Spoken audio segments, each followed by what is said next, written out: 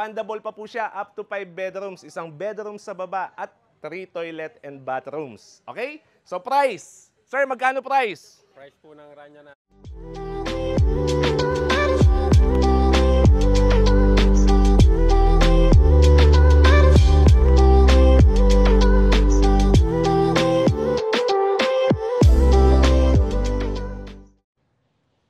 Yo, project tour. So this is Rania Model Unit dito sa May Solano, Zaragoza. Kung naghahanap ka ng house and lot property dito sa May Angeles area, so I highly recommend this project. Malapit lang siya sa North Luzon Expressway Interchange. Malapit po siya sa mga malls like Marquee Malls and universities like yung mga schools, Holy Angel Universities and Angeles University Foundation. At ang maganda kay Rania Model Unit is nasa around 156 square meters ang kanyang lot area.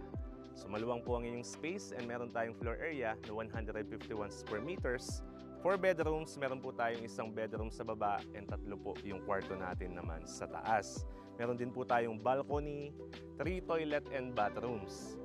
I'm so excited guys na i-tour ko po kayo sa loob ng model unit na to. So let's go! So, welcome!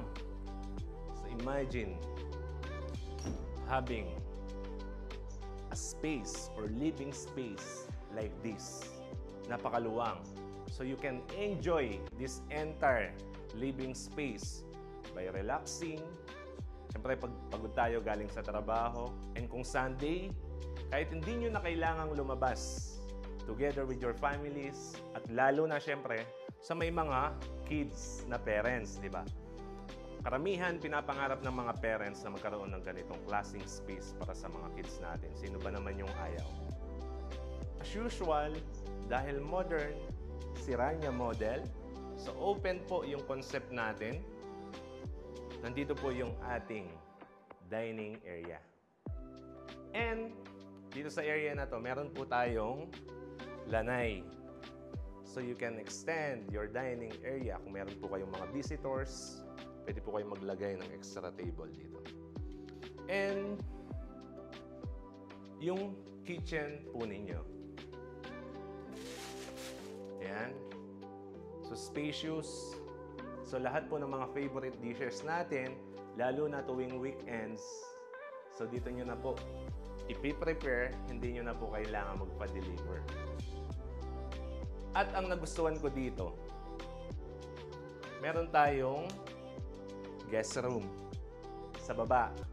So, or pwede rin naman, alternatively, kung meron po tayong mga elders, like yung mga parents natin, na masakit na yung tuhod, so pwede po natin silang ikwarto dito sa baba. Ayan. So, spacious naman po siya. Okay? So, kung maswerte po kayo, buhay pa po, both your parent po, your mother and father. Parang gift na po natin sa kanila ito na magkaroon ng ganitong klaseng bahay at subdivision. Okay? And of course, syempre, yung toilet and bathroom natin. So normally, sa ibang mga projects or sa ibang mga model unit, powder room lang po ito. Pero ginawa po siyang toilet and bathroom, gawa ng meron po tayong guest room sa baba or bedroom sa baba. Then, may space pa po tayo dito. Kung gusto niyo pong i-extend, hanggang dito po yung property line natin, 1.5 meters. So kung gusto niyo pong mag-roofing dito, so by the way, take note, meron po tayong mga restrictions, may mga suggested na layout yung developer para po dun sa mga gustong magpa-extend. Yun po yung maganda dito. And, syempre, meron po tayong secondary kitchen. Yan. I call this secondary kitchen. Parang hindi po kasi ganun kaganda yung term na dirty kitchen. Okay? So, akyat po tayo sa taas.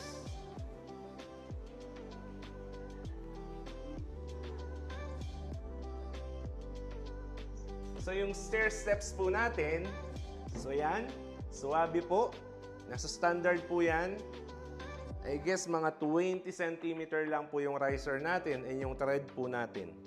nasa 28 to 30 centimeter.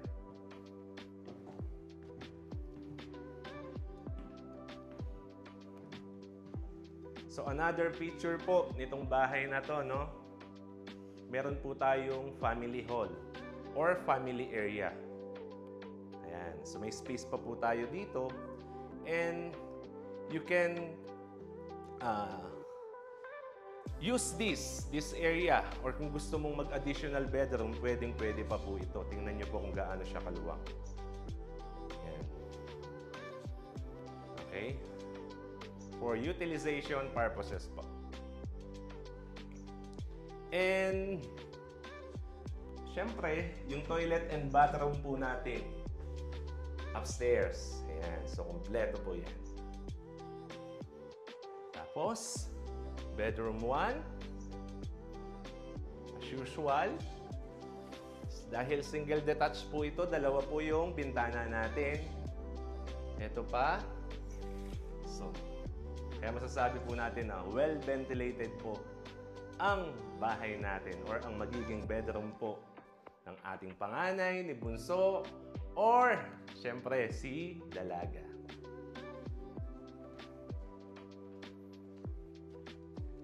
Bedroom 2. Yan. Napansin po ninyo, dalawa po ulit ang ating bintana. Okay? So, spacious. Depende na lang po kung paano po ninyo i-conceptualize ito. Normally, ang uso po kasi ngayon is yung tinatawag na loft bed. Para naman ma-maximize po natin yung space sa baba. Pwedeng study area sa baba or pwedeng yung wardrobe natin, dyan na lang din po sa baba. Okay? And, ang pinakahihintay po ninyo, ang master's bedroom. Ganyan po kaluwang si Rania Master's Bedroom. Okay? Queen size bed. So may space pa po tayo. Both sides.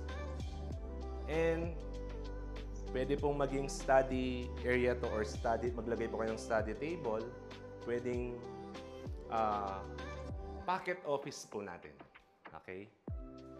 And dito naman po sa kabila, wardrobe po natin. Yan. Included na po ito sa package. Yan.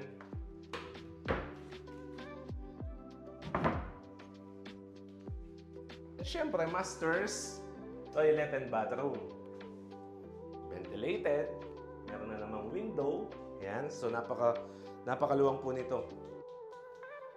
Okay? Additional feature po itong master's bedroom natin. Meron po tayong balcony. Ayan. Every morning, syempre, yung mahihilig sa kape. Parang ang sarap ng feeling na nagkakape ka sa sarili mong balcony na nasa bahay ka lang. Hindi mo na kailangan pumunta sa mga mamahaling coffee shop. Like, okay? So, ayan.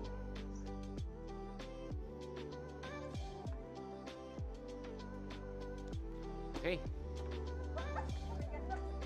And syempre, hindi matatapos po itong vlog na to kung hindi po natin i-reveal yung price. So, ang price po para sa ganitong klaseng bahay na si Rania model, 156 square meters ang lote at ang floor area naman natin is 151 square meters. Meron po tayong 4 na bedrooms. Expandable pa po siya up to 5 bedrooms, isang bedroom sa baba at 3 toilet and bathrooms. Okay? So price. Sir, magkano price? Price po ng Rania natin, 6,546,000. Sulit na sulit, di ba? Thank you, sir. For other details, tripping, reservations, inquiry, nandyan lang po yung contact number namin dyan sa may description section. WhatsApp number. Once again, limited offer lang po ito. And of course, syempre, kung bago ka sa channel na to, pakihit naman yung like button kung nagustuhan mo tong video. And subscribe na rin para always updated ka sa ganitong klaseng videos. Once again, your one and only Chris from Project Tour, Dream Family Serve, and People It's Wrong!